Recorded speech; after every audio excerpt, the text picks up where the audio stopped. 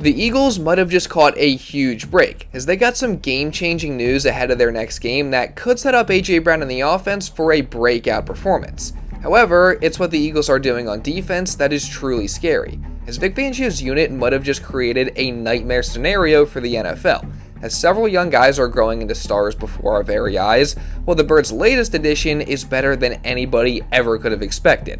And what's crazy is they're just getting started. So let's talk about that, how the Eagles can fix the offense, and all the other latest news starting right now. There has certainly been a lot of negative talk in recent days surrounding the Eagles and specifically what's been going on with the offense. As 2 weeks into the season, Kevin Patullo's unit hasn't exactly lived up to expectations, and first impressions of the new OC and play caller have been pretty negative. And personally, I do think the criticism is very much warranted, and trust me, we're going to talk more about that in a bit, but I do think it's important to remember that even with that, the Eagles are 2-0 and currently leading the NFC East. I mean, at the end of the day, the most important thing is winning games, and so far in the two opportunities that they've had against two good teams, they've done that. In regards to this past week specifically, beating Patrick Mahomes and the Chiefs in Arrowhead is no easy task. So as much as we do want to see the offense get better, and it needs to get better, don't get me wrong, we got to remember that 1, it is still very early on in the season, and 2, the Eagles are undefeated, and that's easily the most important thing. Now that said, in regards to the offense, just having had a chance to look more at the film from the Chiefs game, yeah, obviously there are a lot of issues and things that need to be fixed. I mean, again, watching it, I thought the route concepts were incredibly basic and at times very reminiscent of 2023. There wasn't really anything going across the middle of the field. I would have liked to see a lot more crossing routes and stuff at the intermediate level. I mean, everything seemed to be really short, really quick, and really conservative, which that's partially because of how much the Chiefs blitzed, and the Eagles did have some answers there, but it also was never really anything that made the Chiefs pay for sending the house. And honestly, a lot of what the Eagles did was also really predictable. I mean, Dan Orlovsky pointed out on ESPN just how many times that the Eagles had A.J. Brown line up out wide and run the same exact route, and it's pretty astounding. Not to mention that what formation the Eagles are in has proven to be a clear tell of whether it's a run or pass. Also, I don't love all the condensed formations, and of course, there has been a clear lack of explosive plays. Now, they would have had one at the beginning of the game if Grant Calcaterra didn't screw up this block, but still, it's just not been good enough. So, again, there's definitely a lot that the Eagles have to fix on offense. And while that is concerning, the good news is that some comments from Nick Sirianni on Monday could be a sign that change is possibly coming. As when asked about the lack of explosive plays specifically, Sirianni said that that's going to be a focus in practice this week, and he also reiterated just how important it is to make sure that the Eagles are generating explosive plays. So that's definitely a good start to fixing the offensive problems. Now, obviously, I think there's a lot more that needs to change. So, this is where we find out what Kevin Patullo is really made of. Like, how does the offense improve over these next several weeks and months? Because, let's not forget, early last year, there were very similar questions being asked about Kellen Moore and his offense, because they didn't start out the season too great either. Those Falcons and Bucs losses early in the year were very poor showings from the offense and passing game, and yes, there were injuries then, but as Anthony DeBona pointed out, there was also a stretch later in the year from weeks 13 to 14 that were even worse from the passing game, just from a basic numbers perspective, than they were in the first 2 weeks of this season. So again, I'm definitely not happy with how the offense looks right now, but I'm going to do my best to be patient and just wait it out and see if things can improve as time goes on. Well, I think even if you go back to last year and years past, you want the offense to trend in the right direction, and that direction is at the end of the season. That's where you want to peak it out. So really, as long as we continue to go through what we're going through and winning games and finding ways to win, at some point during the year we'll say, oh, we went through that, and here's how we fixed that, and here's how we solved it. And we went through that last year, we've gone through that before. So I think it's an important thing that we go through it now rather than later, and we continue to trend in the right direction. Because ultimately, we have a great coaching staff, we have unbelievable players, and we know we can problem solve it. And every year is so different. Right, and every game is different. Everything is going to be different. It'll never be the same, and that was kind of the big message we had to start the year with the offense. It's not going to be the same, so don't think it will be. It'll feel totally different. It's going to act totally different, and it will be different. But as long as we can embrace that and keep pushing through it and developing, we'll be good at the end. Now, on a more surprising note, the Eagles' offense actually just caught a major break ahead of their Week 3 matchup with the Rams that could potentially set the passing game up to have some real success. As unfortunately for LA, cornerback Akhello Witherspoon was recently placed on IR after suffering a broken clavicle in their Week 2 win over the Titans.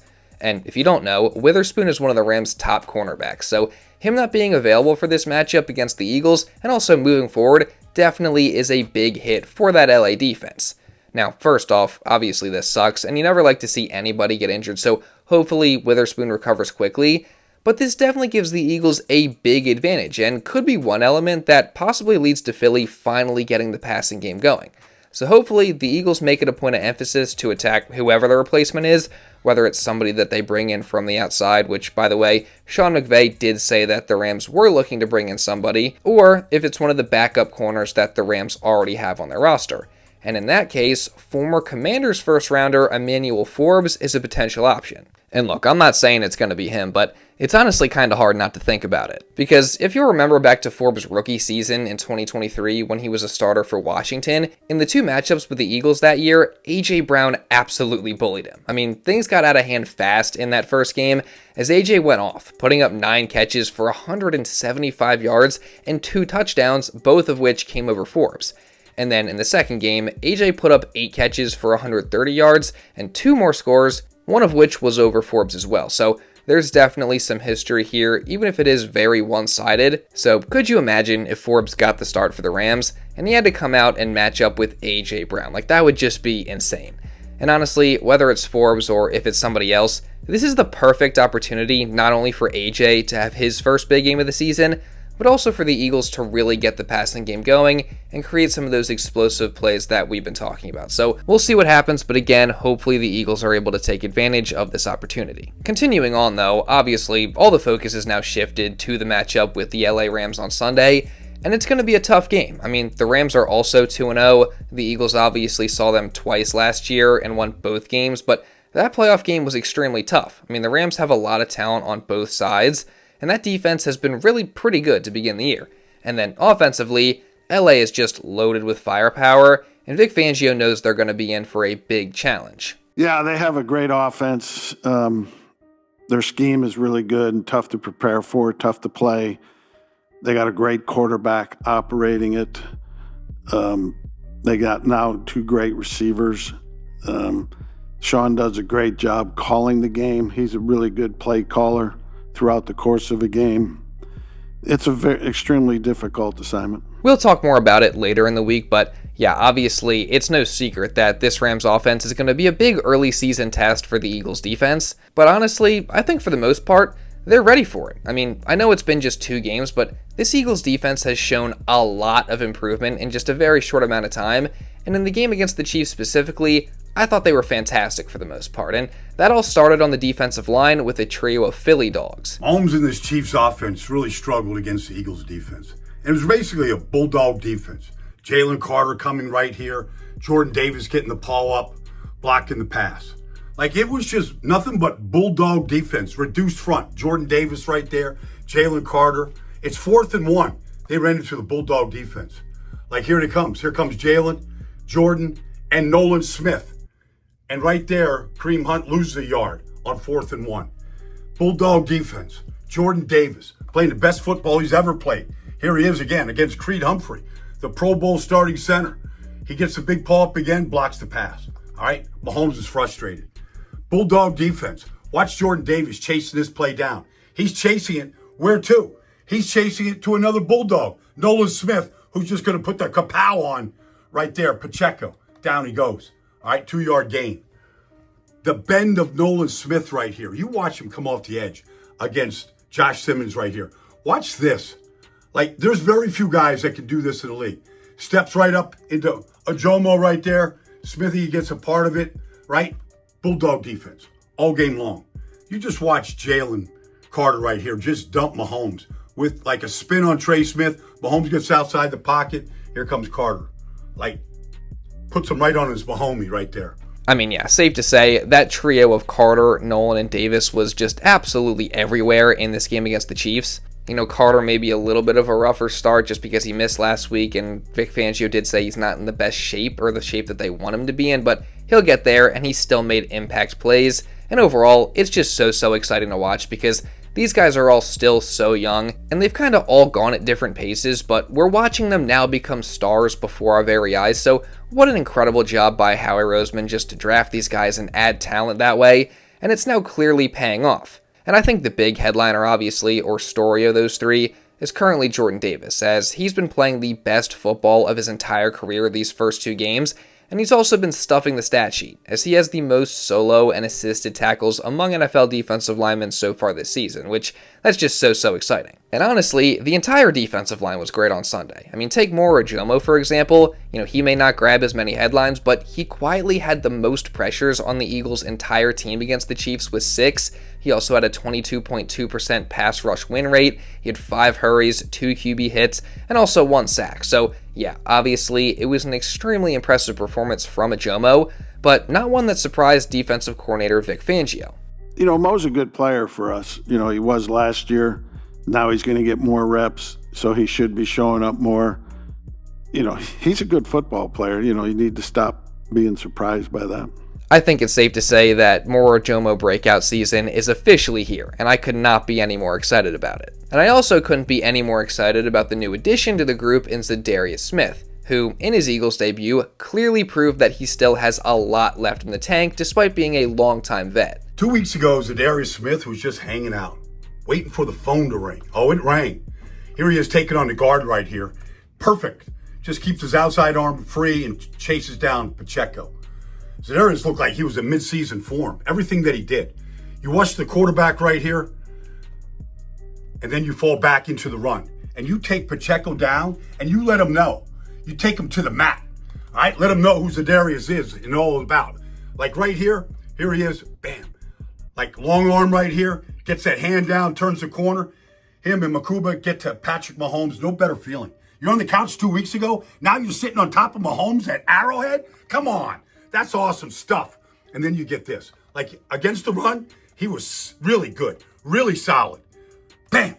Take on the guard, stay alive, get in on there. Him and like when you wrap the legs up, the running backs don't go any further. He got Pacheco by both legs. Zadarius, welcome to South Philly. Even after just 1 game, it's clear to me that Zadarius Smith was the perfect addition to this Eagles defensive line. I mean, he really can do it all, whether it's rushing the passer, stopping the run, or being the veteran leader to the young guys in that room. Or in other words, he's kind of filling in the same role that Brandon Graham had last year. I mean, he said it himself, quote, "The Eagles told me when they signed me that they wanted me to play that BG role. They want me to be a leader in the room, especially with the young guys. I'm all about it. I'm up for it." So, personally, I think that's perfect, and I just cannot wait to watch the impact Zadarius is able to have all season, and how much better he can get once he gets more comfortable in this defense. And honestly, there was a lot more positivity on defense besides just the D-line. I mean, obviously, Andrew Mukuba was the star of the game, Jihaad Campbell and Zak Baun were great, Quinyon Mitchell was lockdown, and even looking at that cornerback 2 position, it still wasn't great, but Adoree Jackson definitely was much improved this week than he was in the first game of the season. Now, he did still have some bad moments, and one particular play at the end of the game where Vic Fangio confirmed he did blow his assignment, but overall, he definitely was much better than he was in week 1, so that's definitely a positive sign. And overall, again, I think this Eagles defense is off to a great start. I mean, they're miles ahead of where they were at this time last year, and if they can keep it up, then that's a nightmare for the rest of the NFL. And all that said, there's going to be plenty more news, updates, and things to talk about this week in the lead up to the Eagles and Rams playoff rematch. So if you guys don't want to miss any of that coverage, then make sure you subscribe and you turn on notifications. Again, that way you don't miss anything. And also leave a like down below to show some support because it really does help me out a ton. Let's see if we can get to at least 500 likes on today's video. And also, hit the hype button. It's like this new thing that YouTube has. I don't exactly know what it does, but I do know that it helps me out. So make sure you hit that as well. And also leave a comment down below just regarding anything that I talked about in this video. And again, I'm going to be doing the shout outs again this week. So if you do want a chance to be shouted out in my next video, leave a comment. And also, if you do want to watch another Eagles video going over their ugly win over the Chiefs, you can check this out right here. Now, with all that being said, that's pretty much all I got for this one, guys. So thank you all so much for watching, and I'll see you in the next video.